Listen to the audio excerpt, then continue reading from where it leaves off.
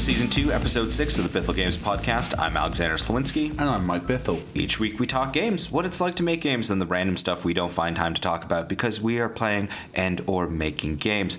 Show note, sorry about last week. We did record an episode. We did. A nice lady let us sit next to her while she ate her lunch because it was a quiet part of the airport. Mm-hmm. So we did record an episode in the Las Vegas airport, but apparently Miss Celine Dion's I'm Your Lady would have given us issues. It would. Unfortunately, we did not show the correct amount of respect to Miss Dion. I was trying to think of what is the correct title to give her. Like, is she only a miss? She's surely a lady. She's a madam. Lady. Madam Dion. That sounds fitting. What are you playing? Nothing. I'm at GDC. So the episode that you missed was us leaving DICE in Las Vegas, and now we are at the Game Developers Conference in San Francisco, and it's been 2 intense kind of weeks for us. Yes, we've been taking the prototype that we've talked about a few times on the show. I think it's all we've talked about basically for a couple of months. We've been taking that round, showing that to potential partners, producers, platforms, all kinds of things, and it has been very cool. The reaction has been like really good, which is great. It has been positive, which is great. I think we made an okay game. Hopefully. Okay, I'm saying okay for now. So that's what other people have been playing, but what have you been playing? You I played a couple of things. Yeah. I played virtual reality earlier today, which is a Daydream title. Is it called virtual reality, or is it called Vivr? It was good. So it's like a kind of a comedy game where you are. I think you're meant to be. I think it's set in a future where robots outsource mundane tasks to humans. It's quite a nice idea.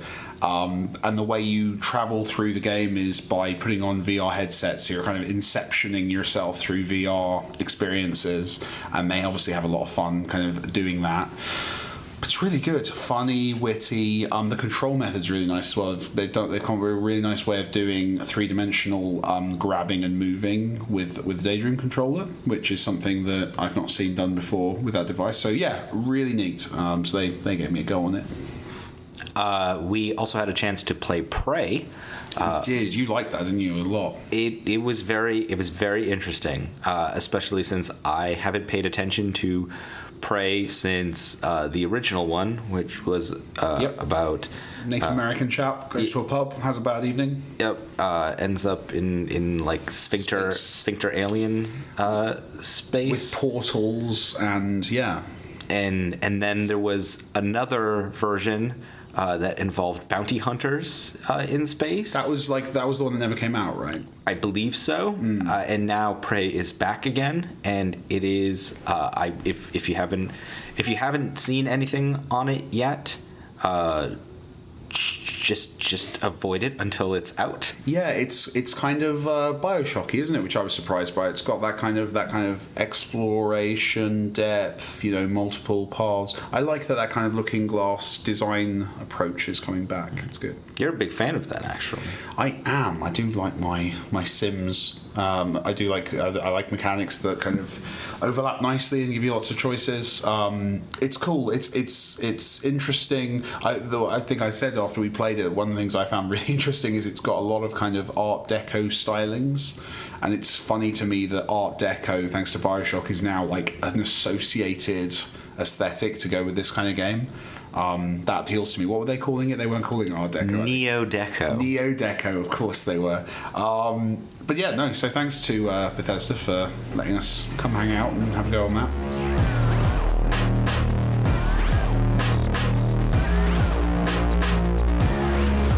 And now it's time for what's going on at the studio. What's going on is... I don't know, I'm not there. Is that it's been two solid weeks.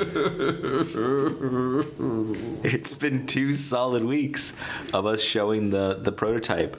But before we get into that, I take a moment to take a moment to say how you used to show your games around the shows when you were doing the volume rounds. So it involved a lot of sitting on the floor because I could never find a chair. But no, my approach was always just to kind of show up. I often had some things pre-planned, but it was always a bit scrappy, a bit kind of let's grab a laptop, and always never a good laptop. I remember the one I demoed volume on, it had 2 graphics cards, so the good graphics card only worked if it was plugged in, so I only could demo where I could find a power socket. It's an absolute nightmare. But yeah, very, very poorly I think is how I used to demo games. But that was kind of our plan for this time around, too. Pretty much, right? Yeah. But then, hashtag blessed, I guess. Yeah. The world of hotels, the world of wonderful hotels, has caught up in magical ways. It would seem that they've discovered the HDMI cable. And the HDMI cable is beautiful. So we had the opportunity at DICE to actually plug the computer into the wall. Well, we got a weird room where we had it wasn't a suite, but it had kind of that separate room for the TV and living room area, and then the bedroom bit went off to the back, but you could close the door. Because obviously you don't want to invite people, and you don't want to get like executives from publishers to sit on your bed. So that's not really as professional. Don't you though? I feel you're going down a dangerous road at that point, right? But we could get them over to sit on the sofa and play the game. We could plug it into the big telly, and I think that was a really good way. I think that helped it to make a strong impression, especially in Vegas. Like a lot of people got to play it and got to experience it in the best possible way, and in a comfortable, quiet environment. Everyone can talk. You're not worrying about who's looking over your shoulder as you're playing. That was a really good way of demoing the game. I think it was a very accidental way for us to do a much more professional presentation. I want that to be the way we present from now on. I want us to make sure, like, even if it means maybe spending a bit more money on a suite. Well, hilariously, we are currently staying in a Holiday Inn Express here in San Francisco, and if you look behind yourself right now, Michael, I do. They have the entire setup here as well. They do. The problem is, I'm also sat here looking at my own bed, right? Which is not good. Well, no, and we're too far away from the convention center. You center. Get like screens maybe and wrap them around. That might work. But but yeah, it's. I think it's a good way of demoing games. I think we should play that into our plans. So at this place, as you said, we're a bit far away from where everyone is. So we found a nice little table area hidden away at a hotel. Yeah, but I'm not going to reveal. Yeah, and we've been using that. It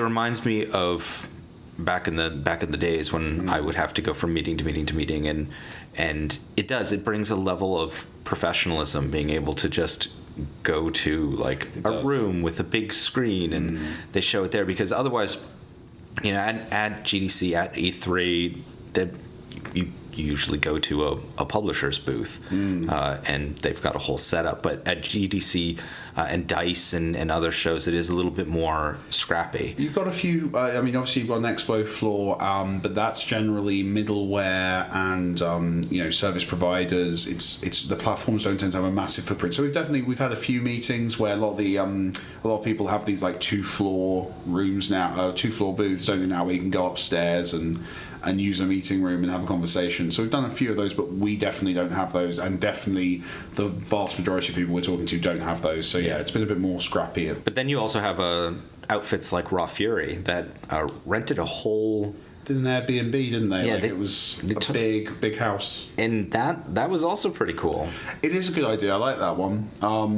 Yeah, we could do something like that at some point as well. Yeah, it reminds me back in the day at E3, or actually still at E3, Devolver, for example, is across the street and has like trailers and all of that set up. I remember the one E3 that was in Santa Monica, a publisher called Gamecock that actually is no longer with us, but transitioned sort of into Devolver, was at the Hotel California and rented that out. And had all of presentations in the rooms there on beds, which Mike's not a big fan of. I think it projects the wrong message. I wanna thank you for reading the freedom mail again. Thank you for reading the freedom mail again. Hi, Mike and Alexander.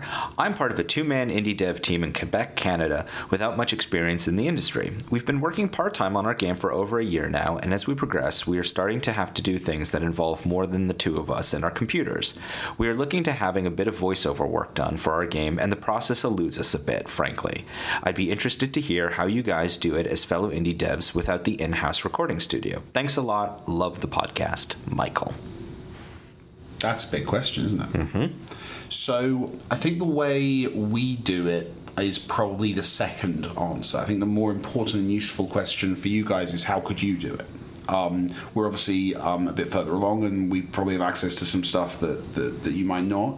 What I would suggest is looking into going to VO actors directly. So there's a few websites, I don't know them off the top of my head, but I'm sure people can pop them in the comments on YouTube. But there's these websites, you can Google them, I'm sure, where like amateur or semi-professional voiceover actors, put up a profile, put up some examples of their stuff. And in many cases, those people have their own little recording studio, their own recording booth set up at home. Sometimes that is a literal room. A lot of them are cool enough and are busy enough to have set that up. Some people, it's them under a sheet with a really nice microphone, similar to the one we're using. A thick comforter over their head. That's it. That's how Charlie did some of the test audio, I think, for Volume initially. And he sent me photos of him under sheets.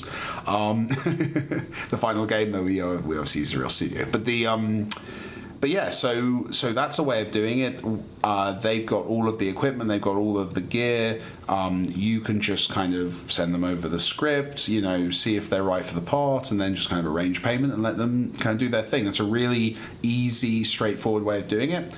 Now, obviously, if you want a more professional voice actor, you want people with a bit more experience, often they would expect to go to a recording studio.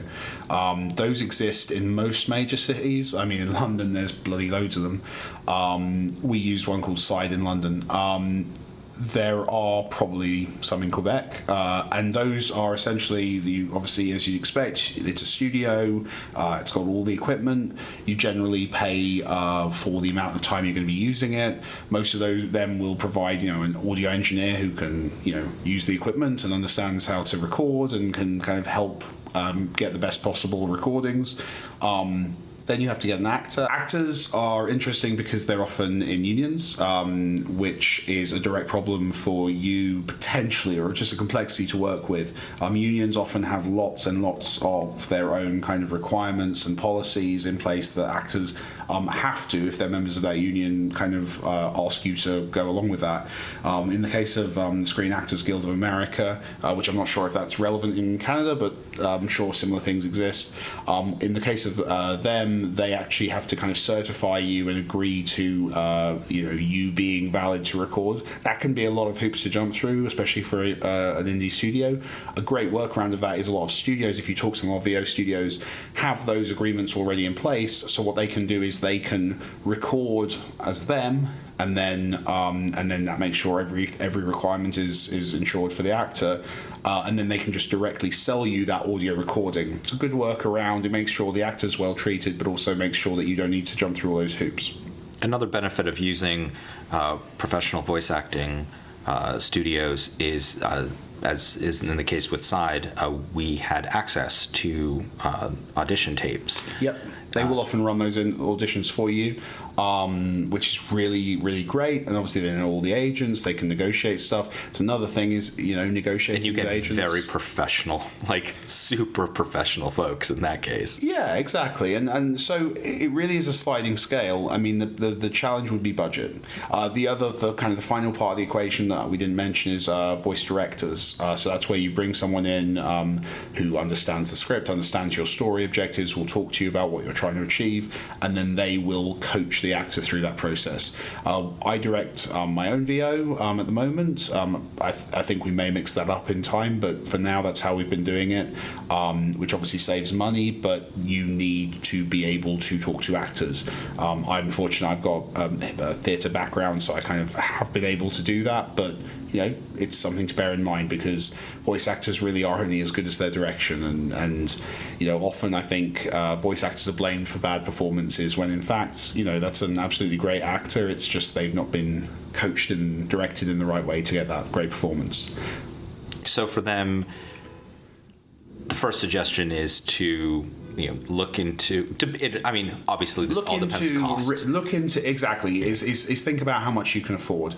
If and this is an assumption I'm making based on your description that you're making in your own time and stuff. If money is tight, I think amateur or semi-professional voice actors might be a way to go, and you'd be surprised at the talented people you can find. A lot of people, in the same way as you're making a game in your spare time, they maybe have a job that they're doing that they don't want to leave or they can't leave, but they absolutely love voice acting. So you can find these really talented people who are available at low rates. All I would say is respect their time, pay people. It's the right thing to do. Whatever you can, and yeah, I think it's. And then the next level up is the recording studio and all the stuff. And then the next level up from that, which is agents and interactions. I mean, you're probably going to encounter agents at the point where you're recording in a studio. Either you or the studio you're working with are going to encounter agents. That's just like negotiating anything. Usually voice agents, so most actors don't, their core agent won't be the one doing voiceover gigs. They'll have an agency who handles their voiceover work. Usually those are relatively straightforward conversations. It's just like talking to anyone you want to pay to do a job. It's just working out what's fair for both parties. And yeah, good luck with it. I would also say another thing with casting to bear in mind, you have to be able to bounce back if you don't get the person you want. With casting, you go out there and you talk to people. But if you can't get the person that you want, then you're going to have to find someone else, and it's a search. It's like interviewing someone for a job.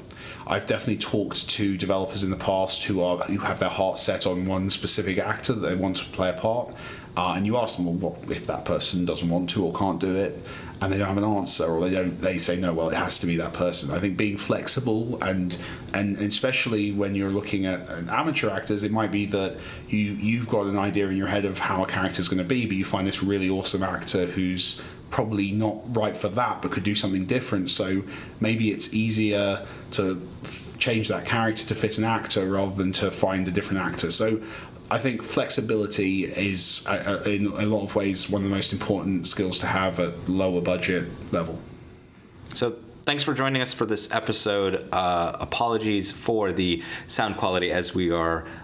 We've had some fans, we've had some phones, we've had various San Francisco traffic. It's been a pleasure. And apologies for our voices because, like I said... we've been talking a lot. It takes a lot of energy to ask people to play your game quite as many times as we have. For 2 solid weeks. You were sick for one entire weekend of that. I was bedridden for 2 days in the middle of it. That was a fun holiday. Yeah, and now I'm coming down. So... hopefully in next week's episode we'll be back to full strength. Nintendo will make us better. Oh, that's right. Nintendo will fix us better. Oh, I hope you're all enjoying your Horizons and your Nintendos. I really hope you are, because I can't wait. I can't wait. That's just going to be... I'm taking a week.